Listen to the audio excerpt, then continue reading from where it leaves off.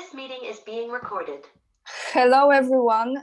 Welcome back to my channel. Thank you so much for tuning in and giving your time and attention to another video. First of all, I just want to say upfront, because I have some new subscribers, which I welcome with all my heart.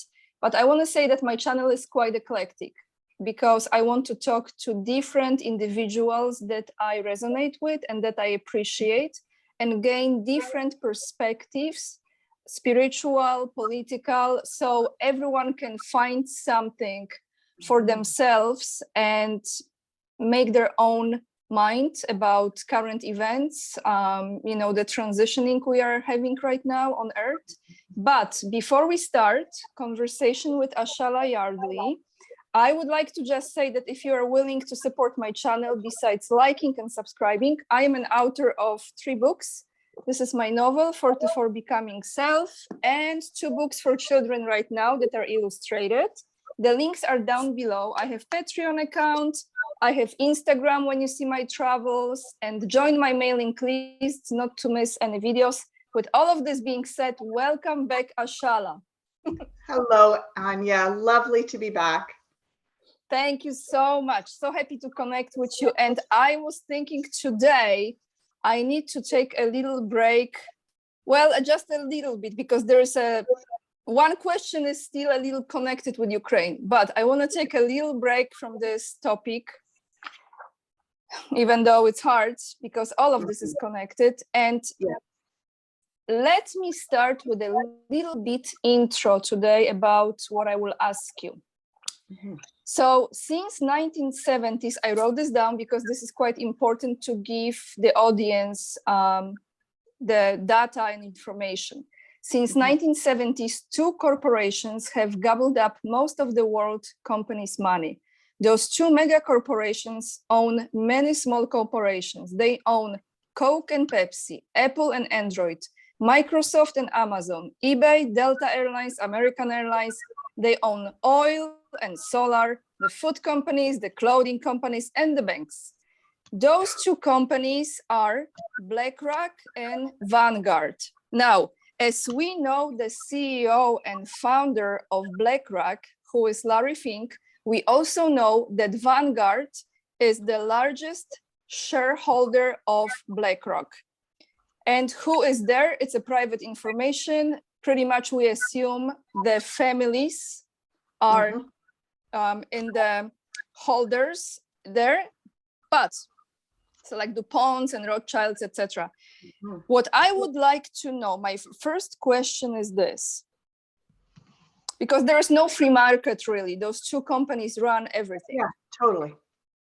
What I would like to know, how long they will dominate the world market in this regard, if they ever cease to exist, and if we can look into those 2 companies and see how is the future with them forward.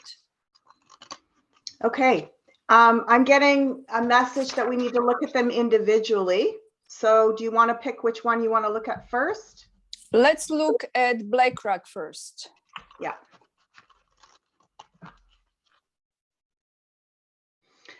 The first thing before, and I'm shuffling here, just about to lay out the cards. The first thing that I'm sensing is it's this whole contrast or dilemma around centralization of power, authority, even within these groups, even within these circles.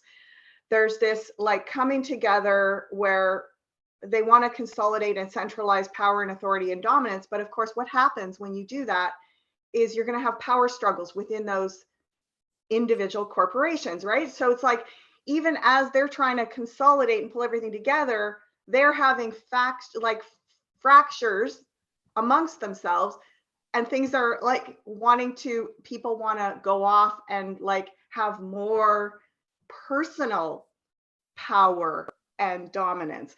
So, even in that model, it's like this centralized authority versus diversification. And that energy is really big right now. Like we're all, even, those players in their game are being affected by these concepts of, working collaboratively versus working independently. So that just came to me right away.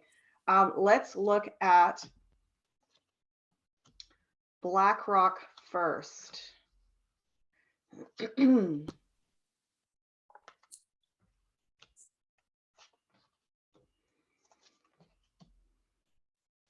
So this is kind of validating what I was feeling, because when you were saying it, I was like, there's a third company, there's a third entity wanting to form. So I'm almost getting a feeling like they're saying, oh, let's scrap these and like, let's consolidate in a new way. But there's members that don't want to do that. Just think about any political project or organization or anything, that you've been involved in. There's always this like, oh, we should go this way. No, we should stay this way. And it feels as though what I'm hearing is there's something very top heavy in terms of I don't understand really the world of investing and stuff, but it feels like they want to diversify somehow. Again, like we see them owning so much, but they're also wanting to change how they play that game. I'm not sure exactly what I'm speaking about, but they're in the process of redesigning this whole thing. And like I said, okay, you see those three swords hanging up. It's like there's an idea to go three ways, then there's an idea to just go into one entity, which of course, energetically, we realize it really is that. But even in that world, even though that's their big, they're sort of playing the main game and that's their big vision, they still can't agree on how to do that, is what I'm getting. So it is undecided at this point, that Eight of Swords. It feels like it's fluctuating around how they're going to go forward. And it's almost like if they did go into one entity, that could signal their ultimate doom, because everything, like the natural law, if you don't have diversification, you're going to have entropy, right? You're going to have collapse. So meanwhile, there's just a alternate system that is, it's almost like they're showing me a race, and it's like suddenly out of the blue, this whole new reality is gaining speed and going to outrun their game because it's just so much more effective. So that is what we're building. And we can't make absolute predictions around timelines, but I'm getting, again, that 3-year kind of feeling, where at that point, it's like, even with all of the technology and all the surveillance and all the dominant controlling mechanisms, it becomes antiquated really quickly, because we're in a like total activation phase in humanity. So those systems just become redundant. Like they can't grow fast enough because they're too focused on rigidity and staying the same. So BlackRock, I feel as though, again, it's in the process, 3 or 4 months, they're trying to decide what to do next, and they don't agree on what to do. So let's hope they keep disagreeing, or they agree on a system that is going to ultimately collapse because it can't sustain itself. So Ashala, can I just say something to this? Before we go into Vanguard, I was thinking about this lately, actually, quite much. They say you vote with your wallet, which I agree. And I know a lot of people are canceling certain memberships, etc. which is very, very big movement right now. But also, I'm coming to realize this, that we are not going to completely change the system. I think that this mindset of we want certain system to end and then we have a new system. I think the only way out is out of the system. Like the only way to change the old system is literally pulling out of the system. And like you always talk about it, creating this very, on the smaller scale, individual, self-sustaining, community driven, right? Small communities driven way of being, because this is the only way to fight with that system. Absolutely. And it doesn't have to be just small scale and, really humble grassroots, because we are so connected. So, I've been a part of alternative communities for my whole adult life.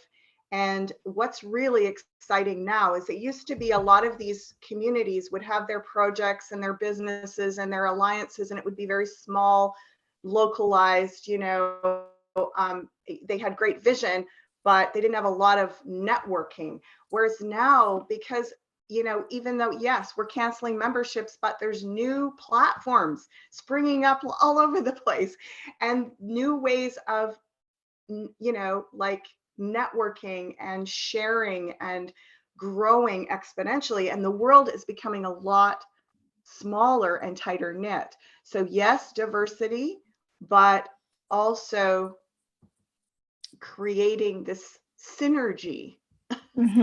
And that is on the rise, because in order to do that in a really organic way, you've got to have faith, you've got to have trust. And, it's easier to trust individual relationships. Like you and I, Anya, we've never met.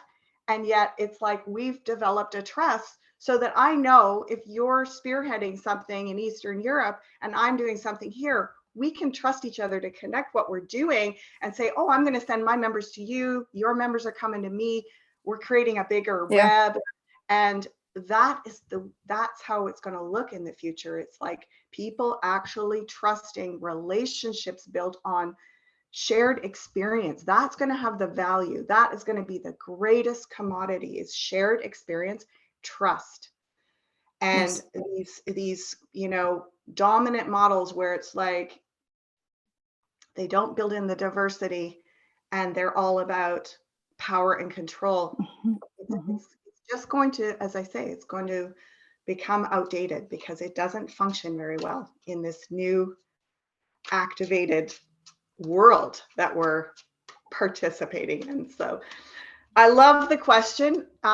It's come up, this kind of topic has come up a lot in the last week or two. We've just had the new moon in Taurus a couple of days ago, which is all about creating basic systems to work with resources, to work with money, and to build that sense of trust and solidarity where, things can grow, businesses can grow. Let's look at the other one. Vanguard. Yeah, it's interesting. As soon as you said the name, and I know I've heard it before, but I just hear the word guard. And I wonder what that's going to show. I'm shuffling.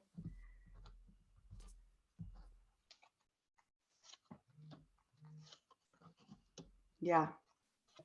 So Vanguard to me feels like it's very much focused on military. And again, interesting. Again, it's trying to continue to follow this old model. So that's our old system: power, dominance, hierarchy, and things controlled through military force. So it feels like that whole company or corporate entity is a lot about wars, sustaining the industrial military complex. Yeah. So wars. So wars. Yeah. wars and the technology associated with that. It's that big business. And again, it's coming to an end in terms of energetically, the old paradigm just can't sustain itself. It's like, you know, they can work us up into so much fear and divisive tactics, and yet there's still so like love and connection happening. There's still this organic activation of human consciousness happening. That so I get that they're trying to figure out, constantly having to shift the way they strategize, and just having those resources and that power. I mean, that feels to me like this brings us into looking at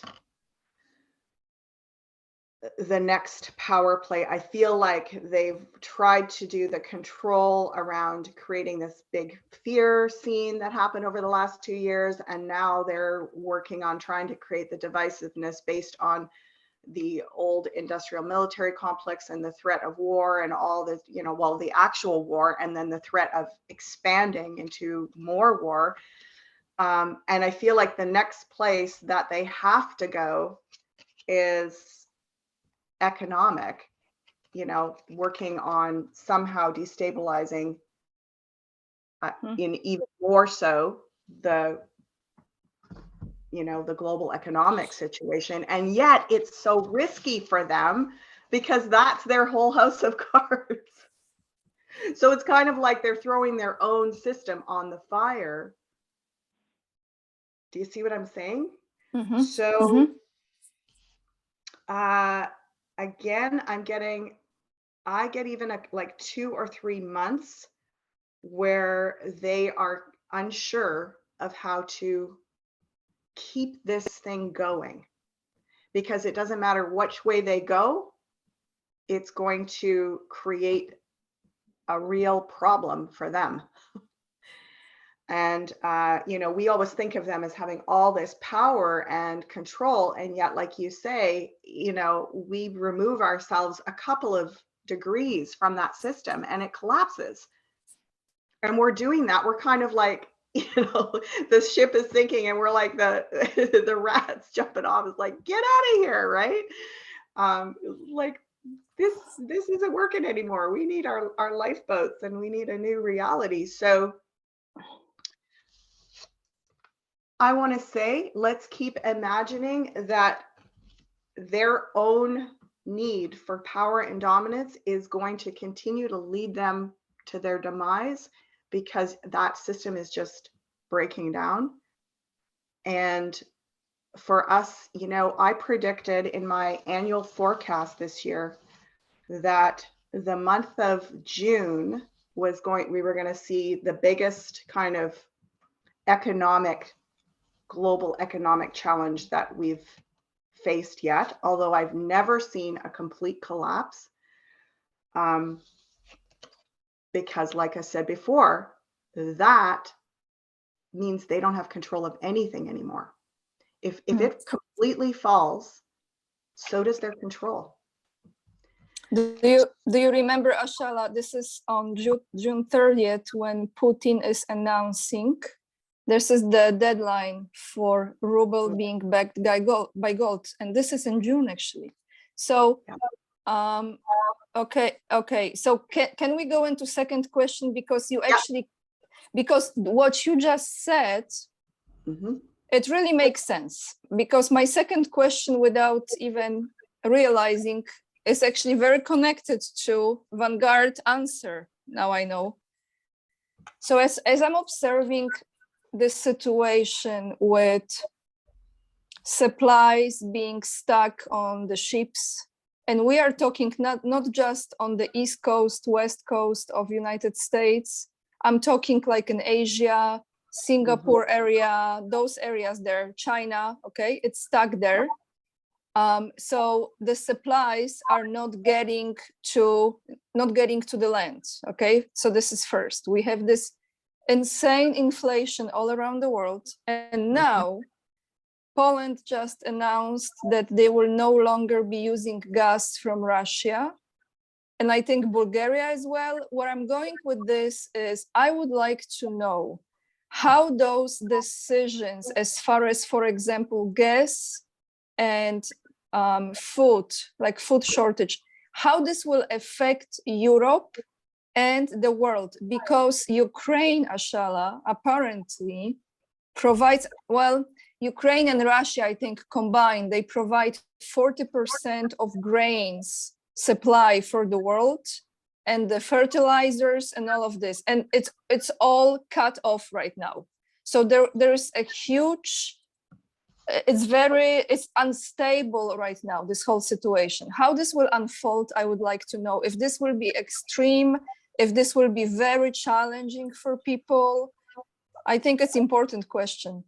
It's a very important question. I'm so glad to see what I am seeing. Wow.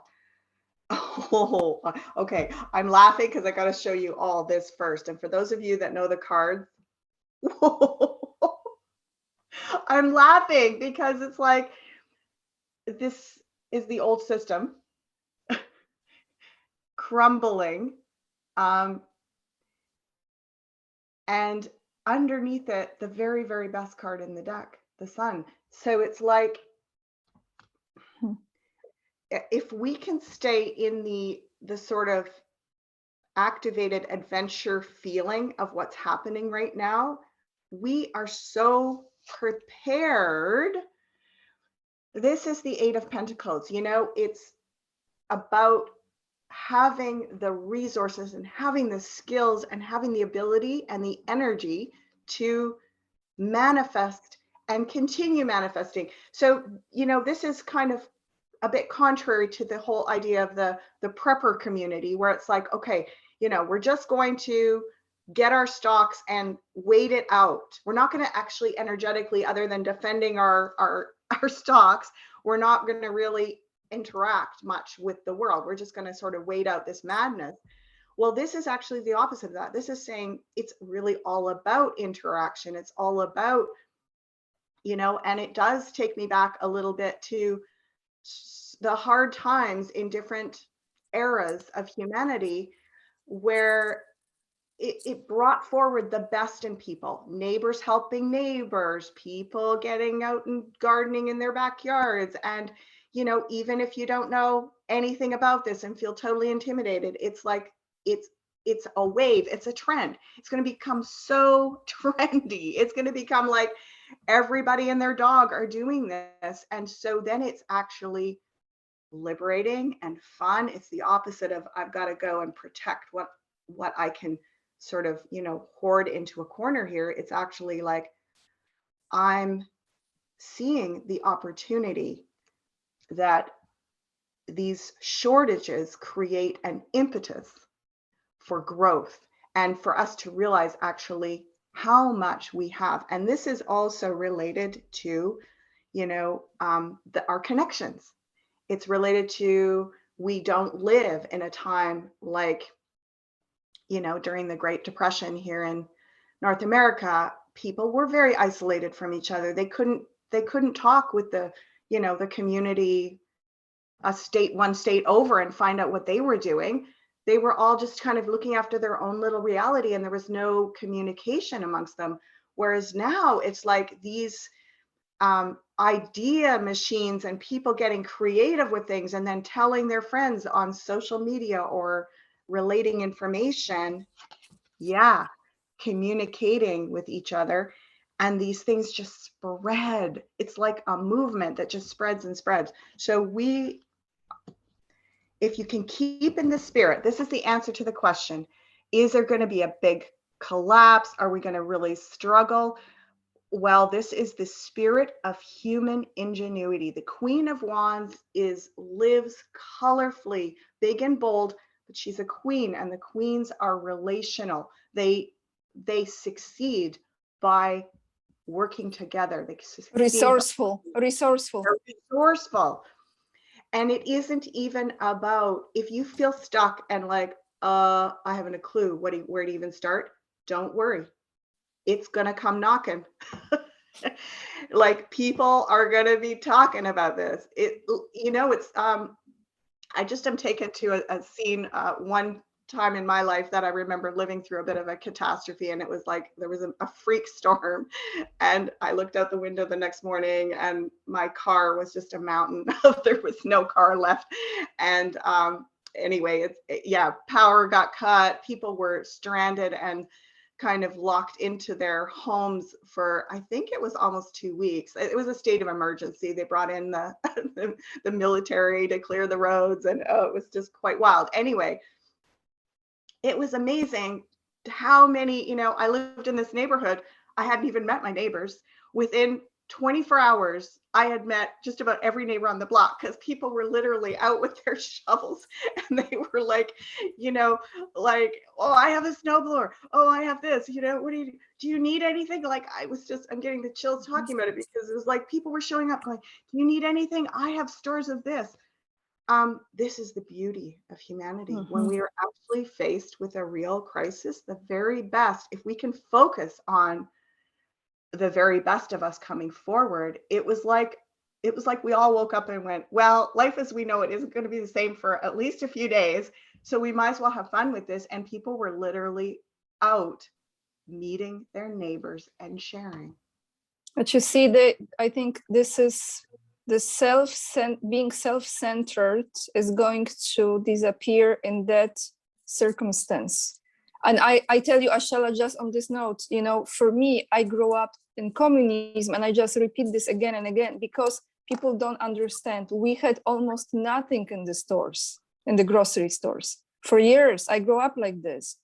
So the reality of preparing, pickles and compotes and marmalades and, all this stuff in jars, like we're talking 20, 30 jars and putting in the storage, that was the reality. Like families were sending food from across the country one to another.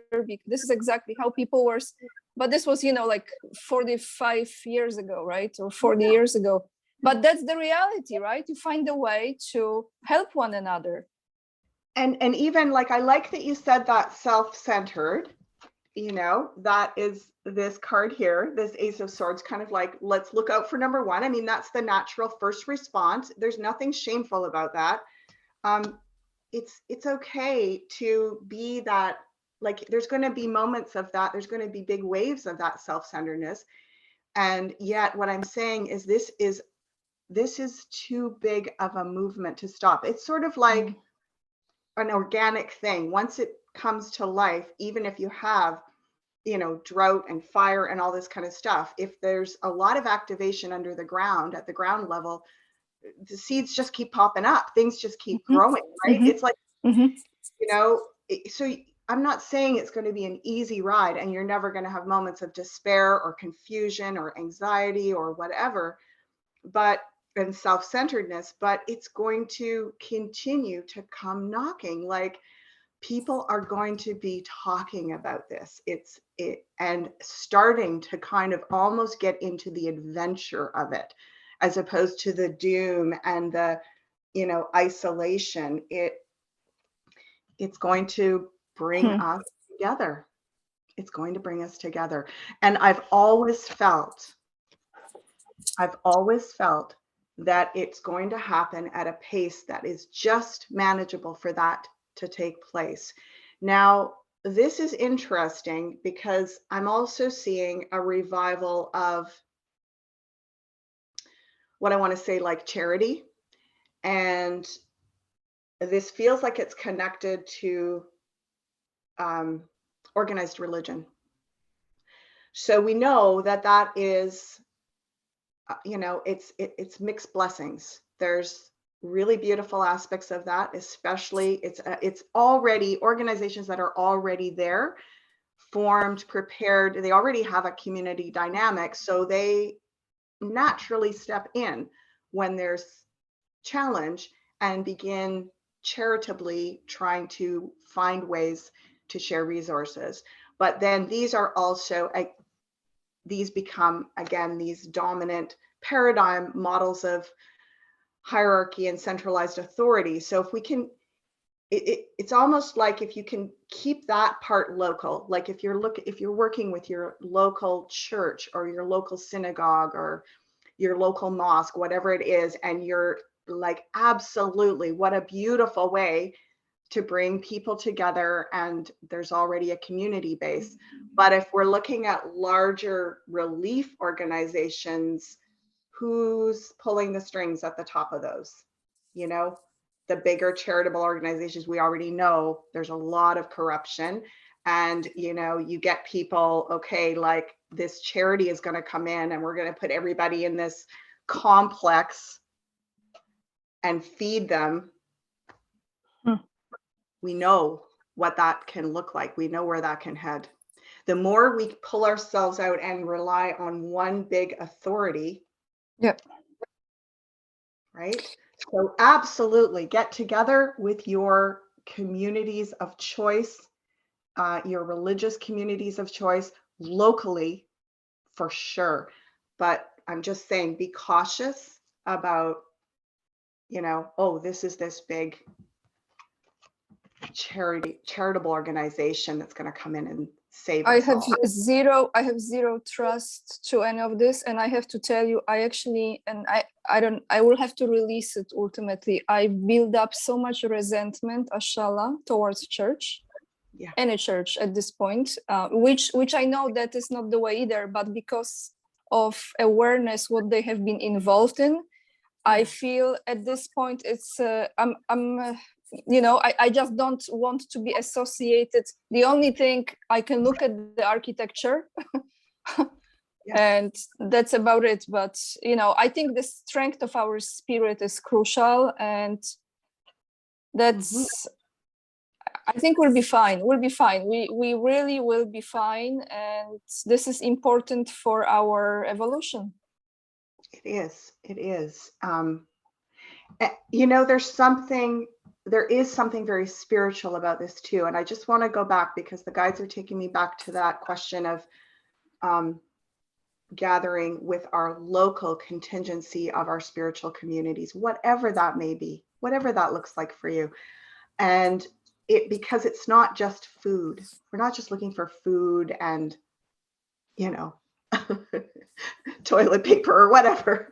Like, we're looking for connection. We're looking for emotional support. And if there is a component that is nurturing us in that way, be it a common ideology or a spiritual tradition that we feel comforted by, that is part of what we get when we gather and work together in those organizations. So this is a time for us to rethink that. And again, as I said, you know, if you're looking at, you know, the church as the larger, well, it's a corporate entity, right? Yeah. The corruption is rampant in all of these organized religions, really. But when we look at a smaller community level contingency of whatever that religious denomination is, well, we know, you know, again, it's relational, experiential trust that's built over time. If there's a corrupt person in that organization, that's going to be brought out eventually. And these days, even faster, right? Because there's a lot of disclosure. People aren't putting up with things like they used to, that, you know, and so we can turn to our local organizations because we have more of a trust built with them, and there's more accountability, immediate accountability within them. So, you know, it's interesting as well. If you go to my, on my YouTube channel, if you go to my annual forecast, I talked about a real rebirth of a new kind of spirituality within these major religions. So each one of them kind of reactivating in a much more, you know, innocent, pure way at their core essence, and people constellating around the reactivation, the rebirth of some of those things. Anyway, okay. And then, you know, just to sort of top that off, I don't see in the longer run, Anya, I don't see a poor planet or poor nations like Europe going down the drain. I actually see more strength than ever before within a decade, more strength. That will be so interesting to go through this, because I mean, truly, right? We really don't know how this will unfold. We don't in some ways, but again, like I said, before, I've said this lots of times, there are among us, there are historians. Among us, there are psychologists and sociologists and people that work with, like healing trauma, for example.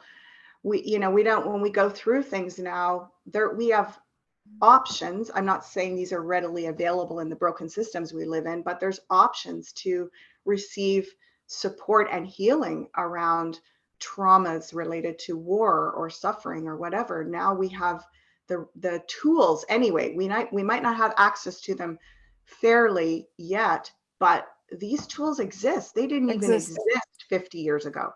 They didn't even exist. Yeah.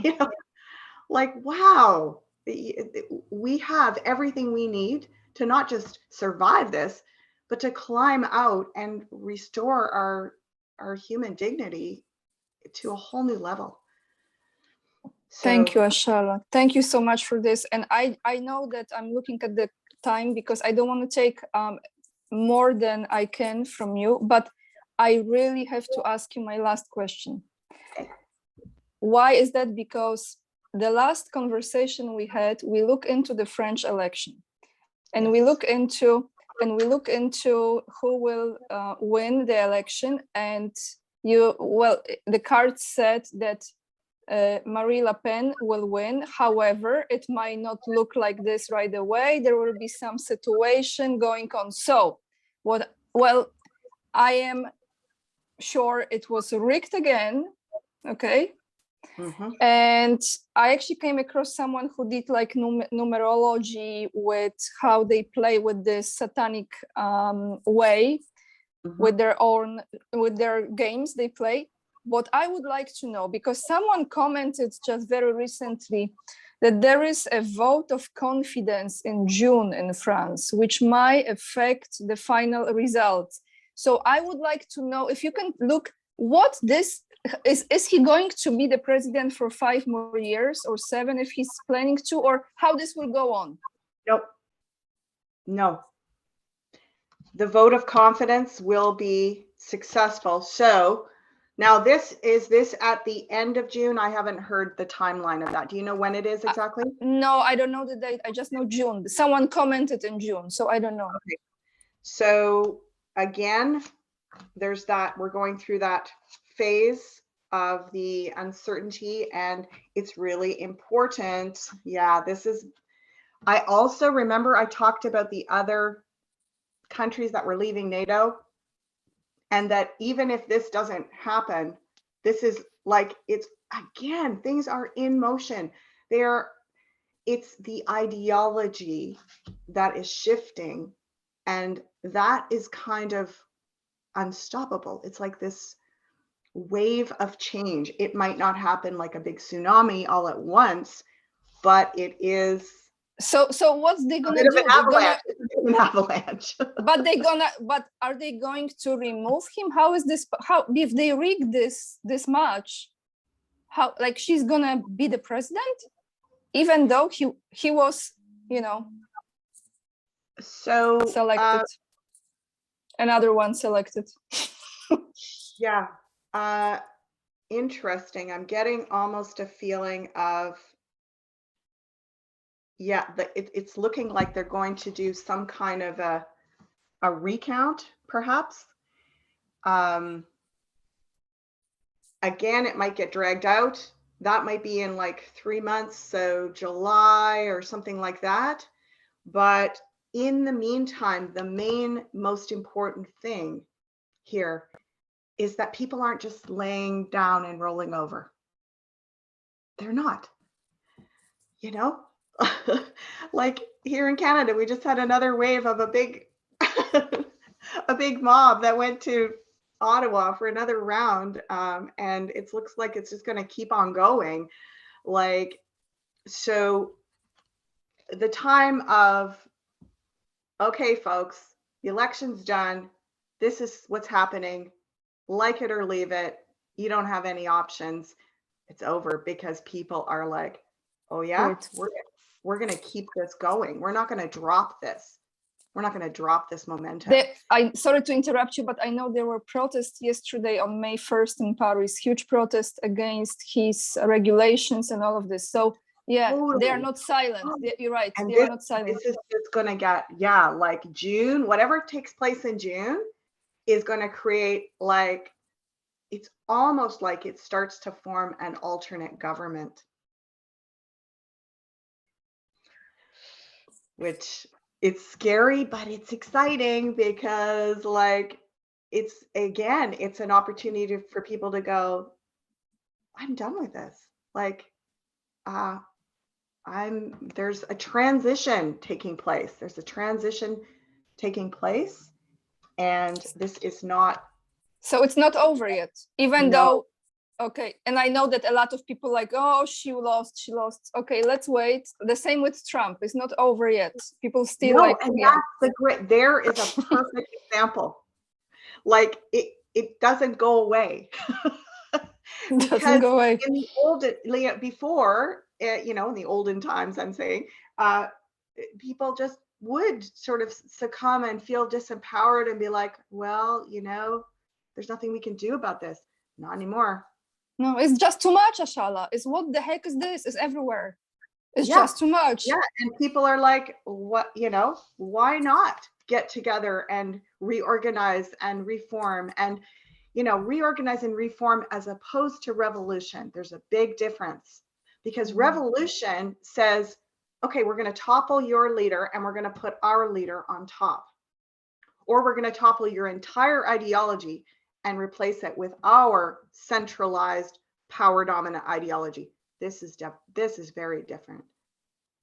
This is like happening from within. It's like, it isn't a revolution. It is like this radical shift in how we engage with life. So we're not just trying to replace the old with something similar. This is exactly what you read about Vanguard and Blackrock, that we are not destroying that, we are creating our own strength aside. Well, and it's destroying itself, because that type of rigidity doesn't have a place. If you talk now in the esoteric, where they're talking about these frequencies that are on our planet now, and those frequencies don't match, they can't continue to, like, they had their day. Wow.